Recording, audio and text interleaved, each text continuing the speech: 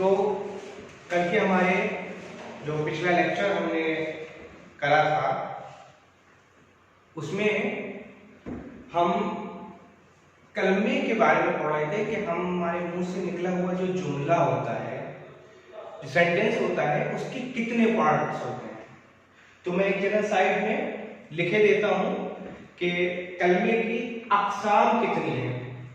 अक़साम जो एक लफ्ज़ मैं बार बार इस्तेमाल कर रहा हूँ उसके बारे में भी, जैसे कवायद के बारे में मैंने बताया था कि कवायद जमा है कायदे की और वाहिद का जमा बनता है। वाहिद क्या होता है? अकेला। और जब कई अकेले मिल करके जमा हो जाते हैं तो वो जमा कहलाती है। मिल जाते हैं तो जमा कहलाते हैं। ठीक है। इसी तरीके से किस्म प्लस किस्म फिर किस्म प्लस किस्म, इन सबको कई किस्मों को मिला दिया तो अक़साम बन गया। ठीक है। तो एक लफ्ज आता है अक़साम। अक़साम क्या है? किस्म की जमा को अक़साम कहते हैं। तो हम कलमे के अक़साम के बारे में पढ़ रहे थे, यानी कलमे की किस्मों के बारे में। तो हमारा ये था कि कलमे की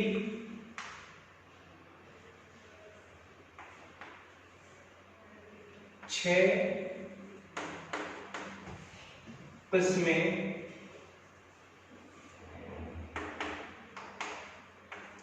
होती हैं। पहली थी इस्म, नंबर 1 इस्म, नंबर 2 ज़मीर, ठीक, नंबर 3 थी सिफत,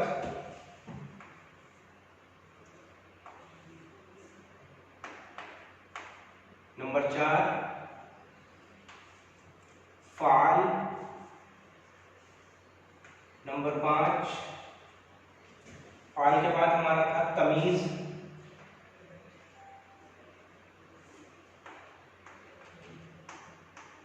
और नंबर 6 हमारा हर्फ।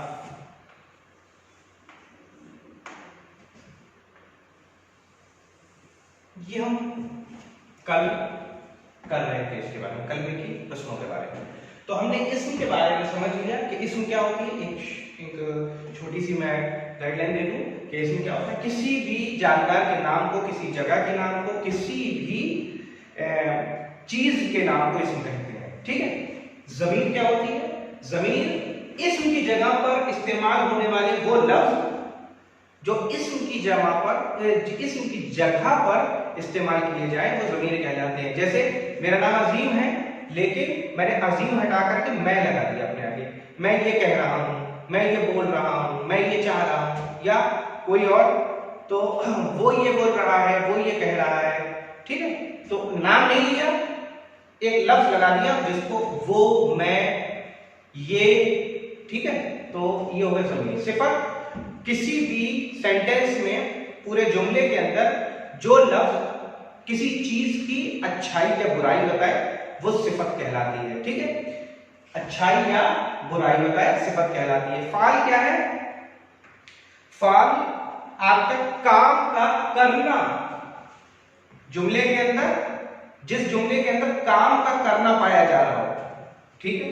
कोई भी वर्क हुआ है, कोई भी काम हुआ है, वो पाया जा रहा है, यानी काम हो गया, या काम हुआ था, या काम हो रहा है। पढ़ रहा था, पढ़ रहा था, पढ़ रहा हूं, पढ़ता रहूंगा। पढ़ा रहा था, पढ़ा रहा हूं, पढ़ाता रहूंगा। ये पढ़ाता जो है, पढ़ाता, पढ़ाना, पढ़ना, ये काम है, ये वर्क है। घोड़ा दौड़ रहा है, घोड़ा दौड़ रहा था, घोड़ा दौड़ता रहेगा। तो ये दौड़ जो है ये फाल है, यानी काम का करना या होना। और तीनों जमाने प्रेजेंट होते हैं, तीनों जमानों को ये बताता है।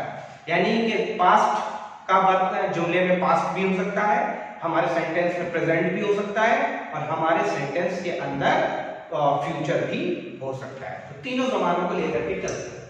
अब हमने फाल तक कल कर लिया था, अब आते हैं तमीज पर।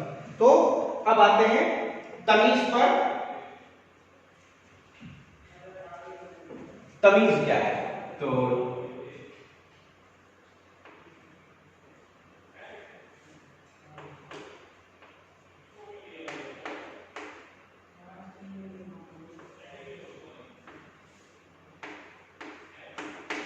तमीज, ठीक है।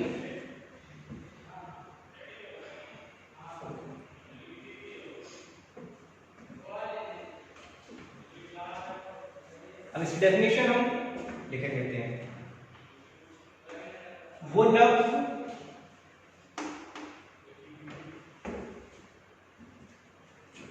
जो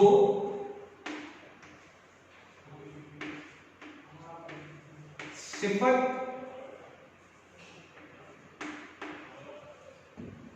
या फाल की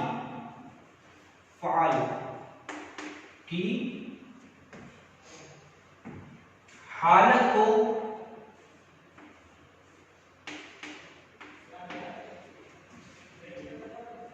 बताए, बहुत जरूरी है, इसको अच्छी तरीके से समझ लीजिएगा। हालत को बताए वो तमीज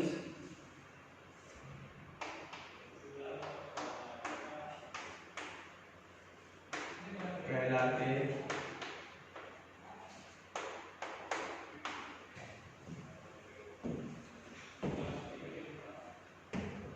हालत को बताए।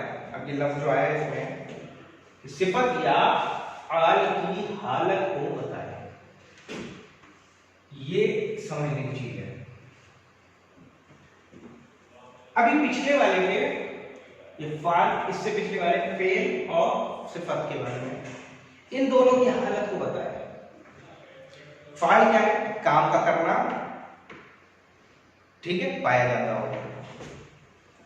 फाल क्या है? काम, वर्क। इन शॉर्ट अगर समझना है, फाल क्या है? वर्क है। सिफत क्या है? अच्छाई या बुराई।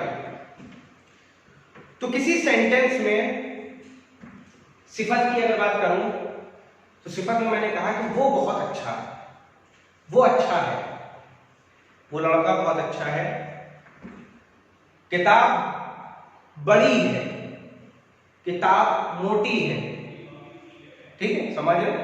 किताब बड़ी है, किताब मोटी है, वो अच्छा है। लिख दो एक बार, वो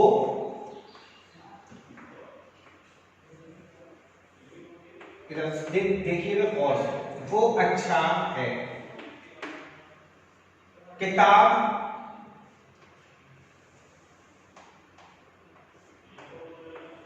मोटी है।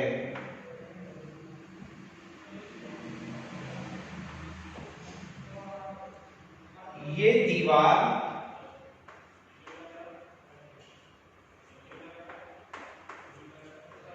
लंबी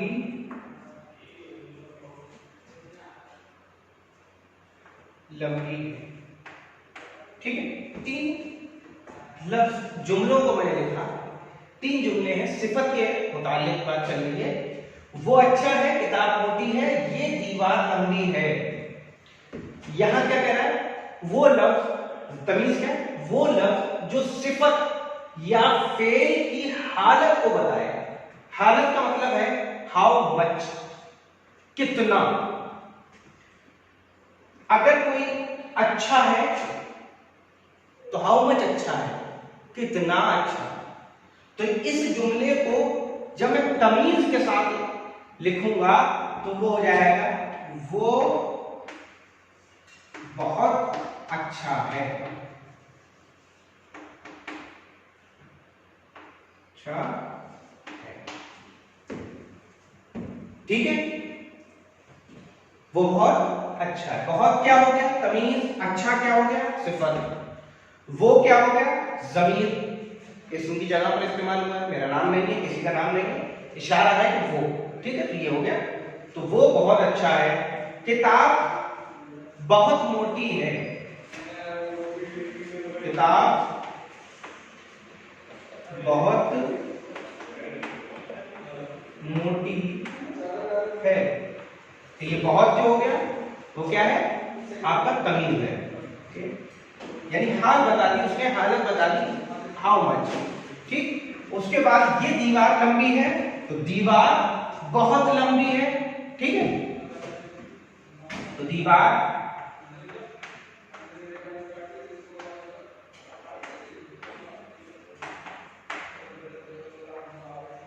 लंबी,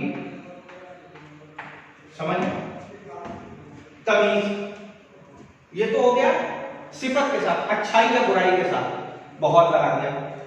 ऐसे ही जब फाल, फाल क्या है, काम का करना। ठीक है, काम का करना। मैं पढ़ रहा हूं, बहुत पढ़ रहा हूं। मैं पढ़ रहा हूं, बहुत कम पढ़ रहा हूं। तो कम या ज्यादा, ठीक है, बहुत, कम। ठीक है, ये जो लफ्ज होते हैं यहां पर बहुत या कम, ठीक है, जहां पर वजन पैदा होता है, यानी अपनी बात को बहुत ज्यादा करना, ठीक है, या अपनी बात को बहुत कम इंपॉर्टेंस देना, तो तमीज का इस्तेमाल होता है, तमीज कहलाता है। यानी कि हालत बता दी जाए, कितना करा, जो भी काम हुआ है वो कितना हुआ है।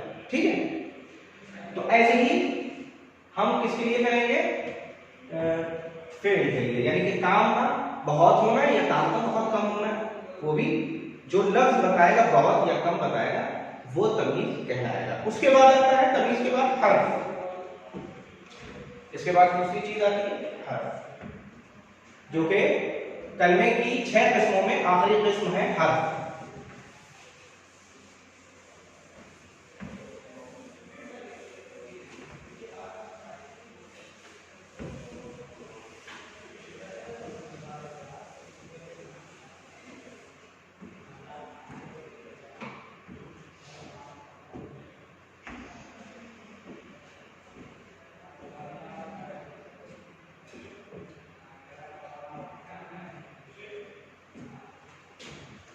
हर्फ क्या है,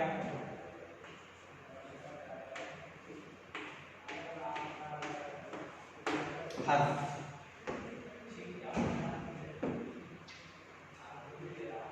वो लफ्ज, इसको मैं लिख के देता हूं ताकि आपके लिए आसान हो जाए।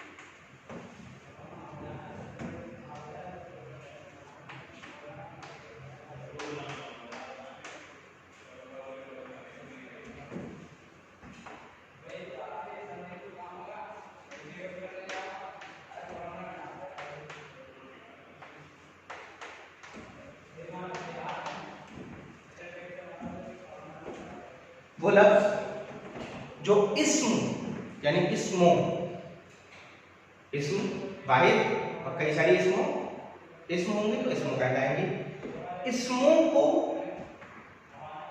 या जुमलों को, इस्म या जुमलों, ठीक है, मैंने और लिख दिया है इस्मों या जुमलों को आपस में जोड़ दे, यानी कंजक्शन का काम करे। ठीक है, वो क्या कहलाएगा, क्या कहलाएगा, हर्फ कहलाएगा। ठीक है,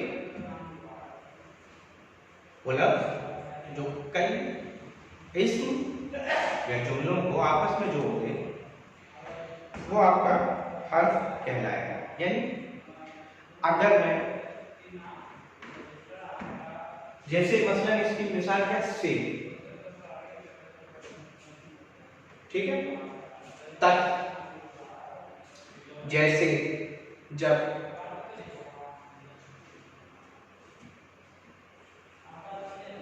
ठीक है, देखिए जैसे मसलन,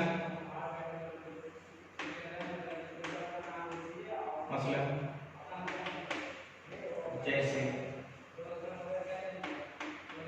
जैसे, तक,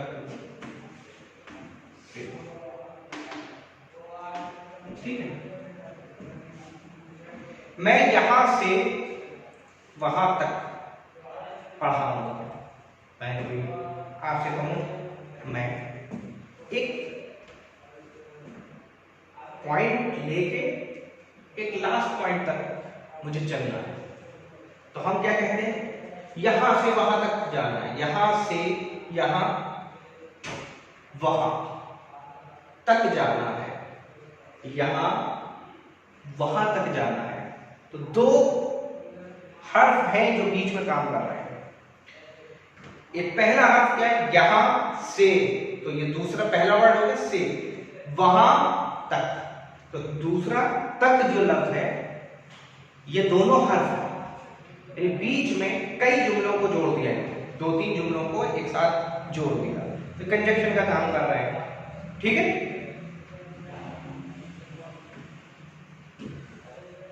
तो ये तो आसान है कि जुमलों को जो कंजक्शन का काम करें, जुमलों को जोड़ने वाला या इसमें को जोड़ने। अजीम से मैंने ये कहा, ठीक है, अब इसम की अगर बात करी जाए तो मैं अपने लिए कहूंगा, अजीम से मैंने ये कहा। तो किससे क्या कहा, अजीम से कहा। ठीक है, तो ये जो हो गया आपका हर्फ हो गया, बीच में मैंने से लगा दिया। ठीक है, आगे बढ़ते हैं। तो ये आपका टॉपिक तो खत्म हो गया कि कलमे की कितनी किस्में होंगी। अब हम आगे अगले टॉपिक पे चलते हैं।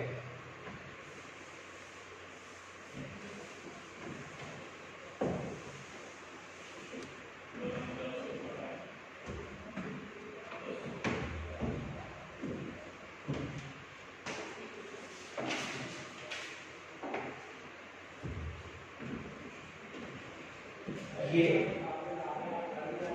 तो किस्में हो गई आपकी।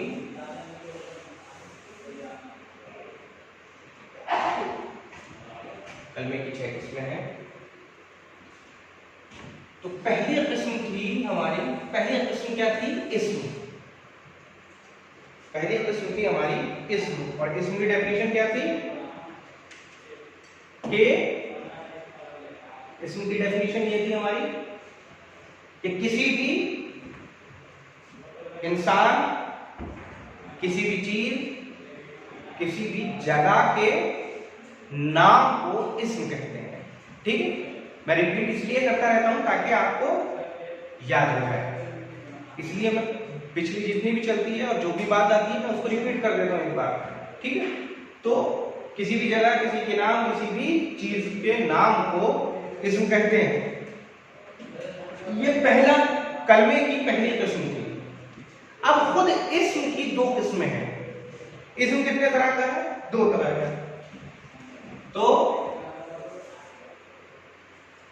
इस्म की 2 किस्में होती हैं। पहली है इसमें मारिफा या इसमें खास। पहली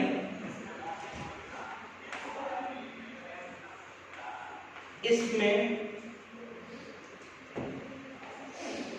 मारिफा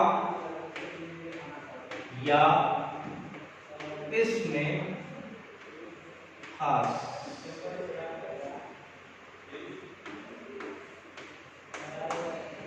इसमें मारिफा या इसमें खास। इसमें क्या होती है, पहले फिर रिपीट कर दो क्योंकि ये इससे इंटरलिंक्ड। इसमें क्या है, किसी भी इंसान के, किसी भी जगह के, किसी भी चीज के नाम को इसम कहते हैं। इसम 2 तरह की होती है। पहला इसमें मारिफा, याद रखिएगा, क्वेश्चन आपको इस तरीके से भी दे सकते हैं। मारिफा ना लिखा हो, खास लिखा हो, तो आपको याद होना चाहिए मारिफा को ही खास कहते हैं। ठीक है, और खास को ही मारिफा। मारिफा क्यों कहते हैं, खास बना है मारूफ से, यानी मारूफ यानी कि वो चीज जिसे सब जानते हो। ठीक है, मारूफ का मतलब क्या होता है, जिसे सब जानते हो, सब पहचानते हो। उसे कहते हैं मारूफ। मारूफ से बना मारिफा। और खास भी मारूफ को कहते हैं, खास यानी वो चीज जिसे सब जानते हो, ठीक है। तो ये एक दूसरे से मिले जुले हैं, ठीक है। तो आपसे इम्तिहान में, एग्जाम में कुछ भी पूछ सकते हैं, इसमें मारिफा ऑप्शन में दे सकते हैं या इसमें खास, दोनों याद रहना चाहिए। तो अब इससे आपको मैंने जो अभी बताया कि मारिफा क्या होता है, इससे आपको अंदाजा लग गया होगा कि ये वो है, ये वो इसम है जिससे किसी खास जगह का नाम या किसी खास चीज या किसी खास इंसान के नाम को बताया जाता है, ठीक है। जिसमें खासियत बताई जाती है, एक इंपॉर्टेंस दी जा रही है, यानी कोई इंपॉर्टेंट पर्सनालिटी हो, इंपॉर्टेंट प्लेस हो या इंपॉर्टेंट थिंग हो जिसको सब जानते हो। जैसे आगरा शहर है और अकेला है, दूसरा आगरा नहीं है। और खास तौर पे आगरा का ताजमहल खास है, मारूफ है, हर कोई उसको जानता है और अकेला भी है। दूसरा ताजमहल नहीं, दूसरा आगरा है। अलीगढ़ है, खास है, अकेला है, सब जानते हैं। मुस्लिम यूनिवर्सिटी अकेली है, सब जानते हैं, खास है, ठीक है। इसकी डेफिनेशन लिखें। इसकी डेफिनेशन क्या आती है कि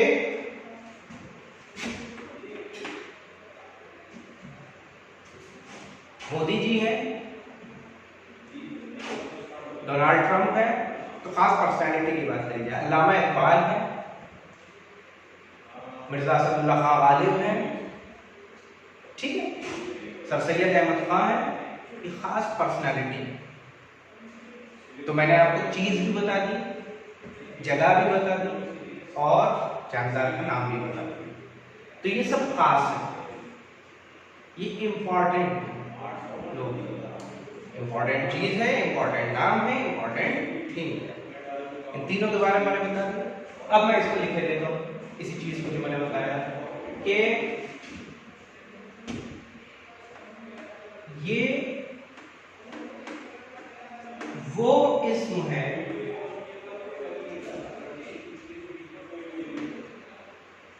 जो किसी खास इंसान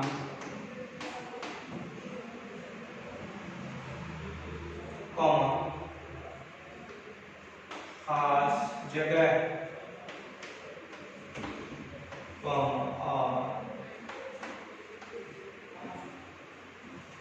किसी खास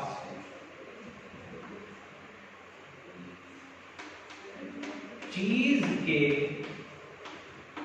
नाम को बताता हो, क्या कहलाता है? इसमें मारिफा या इसमें खास कहलाता है, ठीक है। अब दूसरा इसम क्या है? दूसरी किस्म क्या है इसकी? इसमें नकरा या इसमें आम।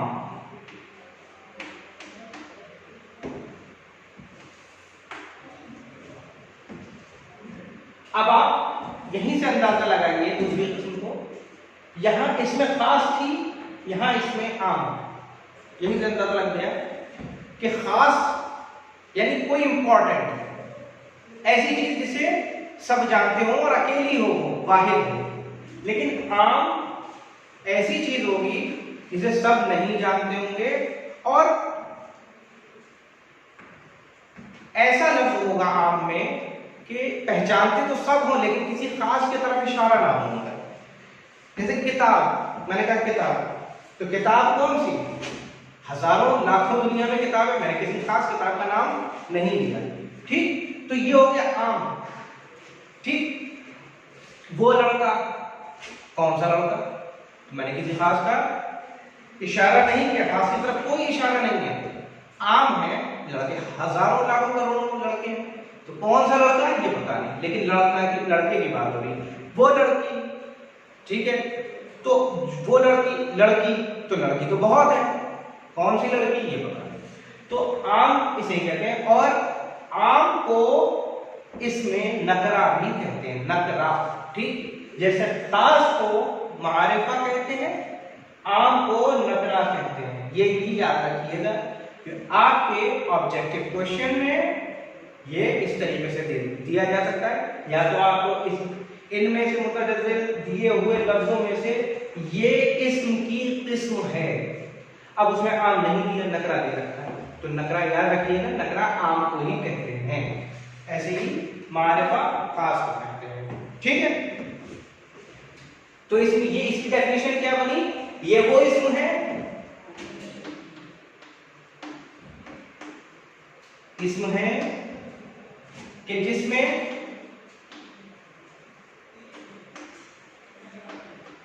किसी खास नाम, चीज या जगह की तरफ इशारा नहीं किया जाता। मसलन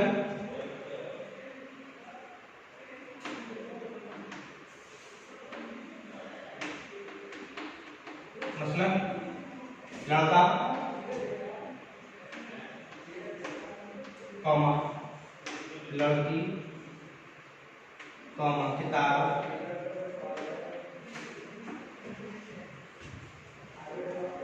शहर, मैंने कहा शहर, शहर तो बहुत से हैं, कौन सा शहर ये वगैरह, ठीक है। तो ये हो गया आपका दो तरह के इस्म, ठीक है, मुझे लगता है कि ये आपको समझ में आ गया। अब हम आगे चलते हैं,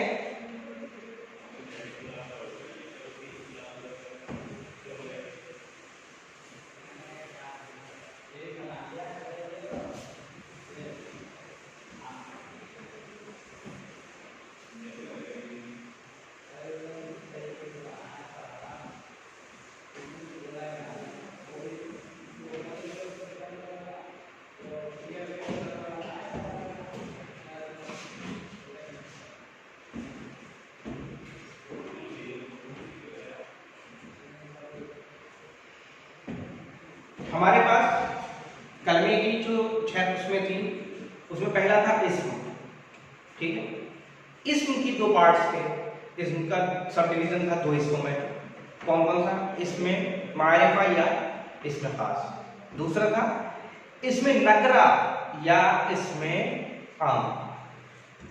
उस वाली किस्म के अंदर जो कलमे की किस्में थी, उसमें दूसरा था ज़मीर, क्या था, ज़मीर, इस्म लिख देता हूं फिर ताकि याद आ जाए, ज़मीर, सिफत, फ़ाल, तमीज और हर्फ, ये सब हो गया था। ये किसके सब डिवीजन था, किसका पार्ट्स थे, कलमे। फिर मैंने इसम क्या होता है, इसम के कितने पार्ट हैं ये बताया। अब आता है ज़मीर, ज़मीर क्या है और इसके कितने पार्ट्स हैं, ठीक है, ज़मीर को कितने हिस्सों में डिवाइड किया गया है, ज़मीर कितने तरह का होता है, ठीक है। तो अब आता है ज़मीर, ज़मीर मैंने आपको बताया था कल, इस्म की जगह पर जो लफ्ज इस्तेमाल इस्तेमाल किया जाए वो ज़मीर कहलाता है। ठीक है, ज़मीर कहलाता है। किसी की जगह पर यानी किसी के नाम को हटा करके इशारा कर कह दिया जाए वो लड़का, ये लड़की, ये किताब, यहां से। ठीक है, तो जो लफ्ज किसी के नाम की जगह पर आपका, मेरा, मैं, ठीक है, मैं हूं, मेरा है, मेरे हैं, आपका, आपकी, आपके, आपके। ठीक है, तो ये वो लफ्ज है जो ज़मीर है। अब ज़मीर की दो किस्में होती हैं, तीन किस्में होती हैं। ज़मीर की तीन किस्में होती हैं। पहली किस्म क्या है? ज़मीर मुतकल्लिम। पहली किस्म क्या है? ज़मीर मुतकल्लिम। ज़मीर मुतकल्लिम। ठीक है,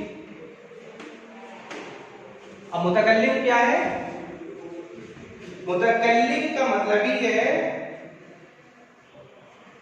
बात करने वाला। मुतकल्लिम का लफ्ज, मुतकल्लिम कैसे होता है? बोलने वाला। बोलने वाला मुतकल्लिम होता है, यानी कि जो बोल रहा है। हम कलाम है। ठीक है, कल्लिम का मतलब ही यही, कल्लिम जो आ रहा है, कल्लिम जो लफ्ज है इसमें, कल्लिम कलाम से बना है, यानी कलाम यानी बोलने वाला, मुतकल्लिम यानी खुद बोलने वाला। ठीक है, मैं आपसे मुतकल्लिम हूं, मैं आपसे मुतकल्लिम हूं, इसका मतलब मैं आपसे बोल रहा हूं। ठीक है, तो ज़मीर मुतकल्लिम का, अब मुतकल्लिम समझ में आ गया। ज़मीर क्या होता है? ज़मीर क्या है? नाम की जगह पर लफ्ज लगा देना। वो, ये, मैं, मेरा, मैं, आप, आपका, आपके। ठीक है, ये ज़मीर है। तो अगर किसी सेंटेंस में ज़मीर लफ्ज लगा दिया जाए और मुतकल्लिम ये बता दे कि मैं अपने लिए कह रहा हूं, यानी मैं पढ़ा रहा हूं। ठीक, तो मैं पढ़ा रहा हूं, तो ये क्या कहलाएगा? मैं खुद पढ़ा रहा हूं, यानी कि ज़मीर मुतकल्लिम है, यानी बोलने वाले ने अपने तरफ इशारा किया। बोलने वाले ने अपने तरफ इस्तेमाल किया, ज़मीर का अपने तरफ इशारा किया है। यानी अब इसकी डेफिनेशन क्या हो गई कि बोलने वाला, बात करने वाला अपने लिए जो ज़मीर इस्तेमाल करता है वो ज़मीर मुतकल्लिम कहलाता है। ठीक है, बात करने वाला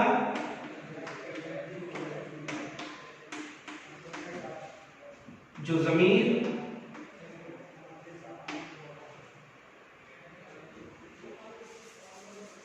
करने वाला खुद अपने लिए जो ज़मीर इस्तेमाल करता है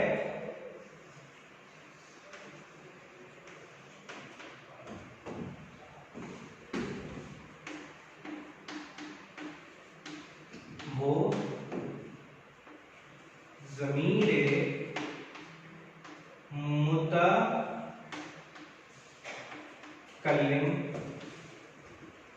कहलाता है। अब ज़मीर मुतकल्लिम कौन कौन से? मैं, मेरा, मेरे, मैं, मेरा, मेरे, मेरी, हमारा, हमारे, हमारी। ठीक है, खुद अपने लिए तो रही है ना। मैं मसलन, मैं, मेरा, देख लीजिए, मैं, मेरा, कॉमा, मेरी, कॉमा, मेरे, ये मैं अपने। अब हम जमा कर दें, हम, हमारा, हमारी और हमारे वगैरह। ये आपका क्या कहलाएगा? ज़मीर मुतकल्लिम। अब ज़मीर मुतकल्लिम क्या है? कि वो ज़मीर जो बोलने वाला, बात करने वाला, कलाम करने वाला खुद अपने लिए इस्तेमाल करे। जैसे हमारे, अब हमारे में कौन कौन है? कि मैं, मेरे घर वाले, ठीक है, हमारे घर वाले अलीगढ़ में ही रहते हैं या हम अलीगढ़ में रहते हैं, ठीक है। अब मैं स्टूडेंट्स से बात करूं, हम सब चलेंगे आगरा, हम सब आगरा चलेंगे, ठीक है, हम सब दिल्ली चलेंगे, हम सब कल पढ़ने बैठेंगे। तो ये हम का लफ्ज इस्तेमाल हो रहा है, यानी मैं भी उसमें शामिल और हम सब, यानी कि खास पर्टिकुलर लोगों से बात की जा रही है, एक खास एक बाउंडेशन के साथ लगा दिया, यानी सब नहीं आ सकते।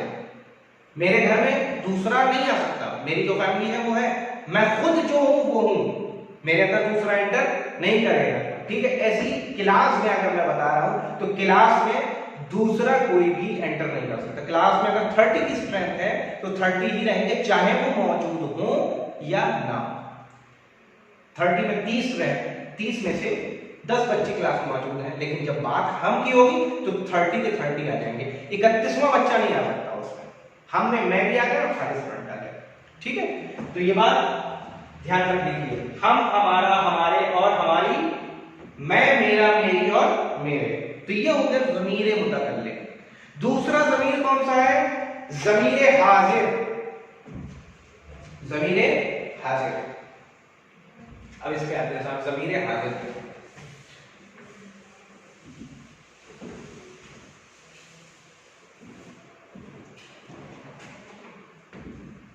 दूसरा है ज़मीर हाजिर।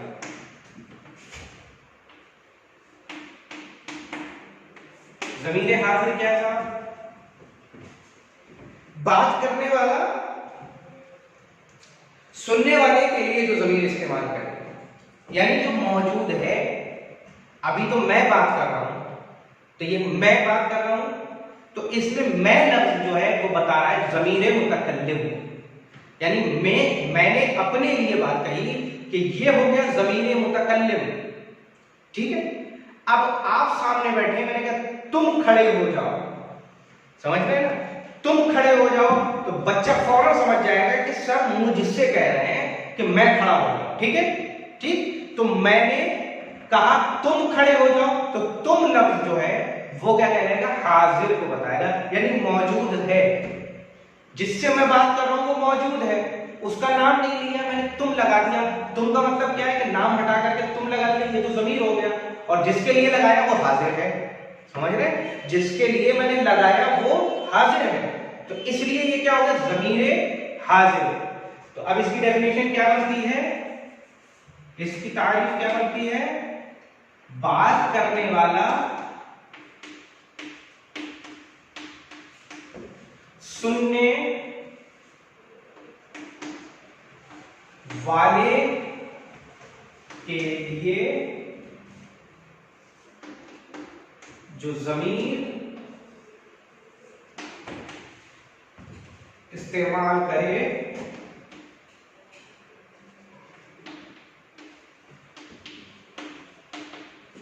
ज़मीर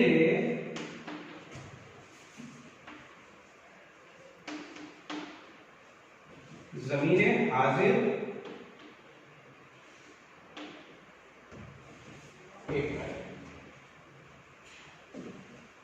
ज़मीर हाजिर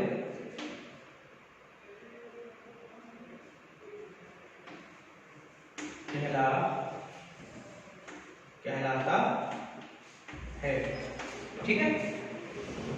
बात करने वाला सुनने वाले के लिए जो ज़मीर का इस्तेमाल करता है, ज़मीर हाजिर कहलाता है। लास्ट इसका बचता है तीसरा, ज़मीर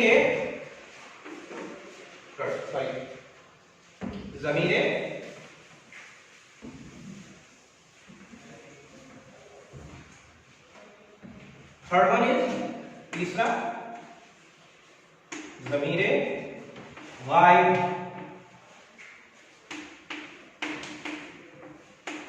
लफ्ज गायब से ही ये समझ में आता है कि मौजूद नहीं है। पहला था ज़मीरे मुतकल्लिम, यानी कि मैं अपने लिए बात करूं, ज़मीरे हाजिर मैं किसी और के लिए बात करूं जो मौजूद हो। हाजिर के लिए क्या है कि किसी और के लिए बात कही जाए लेकिन वो मौजूद हो, शर्त ये है। लेकिन गायब में ये शर्त भी हट गई। गायब में क्या है कि बात कही जाए किसी और के लिए लेकिन वो गायब। ठीक है, तो इसकी डेफिनेशन क्या बनी? इसकी डेफिनेशन ये बनी कि बात करने वाला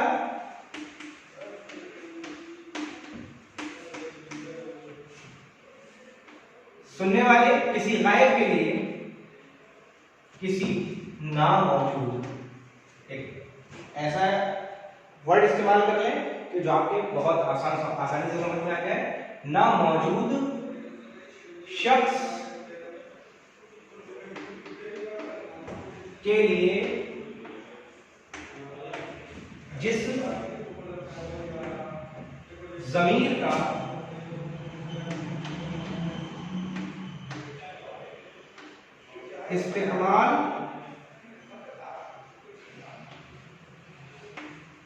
इस्तेमाल करे वो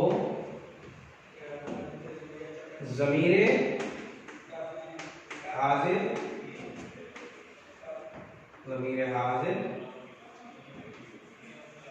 कहलाता है। समझ में आ गई? यानी कि किसी और के लिए जो इस्तेमाल हो, मसलन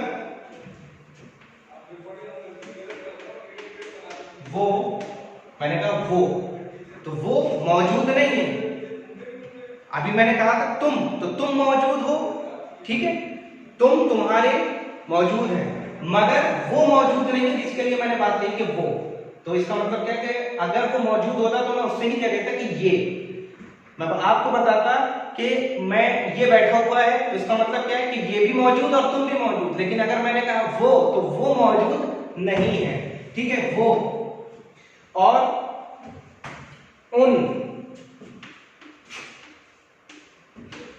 उन्हें, ठीक, वगैरह। वो भी मौजूद नहीं, उनसे कहना जाकर के, इसका मतलब क्या है कि वो मौजूद नहीं है। उन्हें बता देना, तो इसका मतलब क्या है वो भी मौजूद। उन्हें के लिए क्या इस्तेमाल मैंने किया है, ये भी ज़मीर और ये भी ज़मीर। ना मैंने इसमें किसी का नाम लिया, ना मैंने इसमें किसी का नाम लिया, ना मैंने इसमें किसी का नाम लिया। नाम नहीं लिया, इशारे हो गए। वो ये भी गायब, ये भी गायब, उन्हें ये भी गायब। ठीक है, तो ये हमारी क्लास, आज का जो लेक्चर यहीं पे खत्म होता है। आगे का लेक्चर हम कल, आगे के लेक्चर में हम कंटिन्यू करेंगे फ़ाल के बारे में।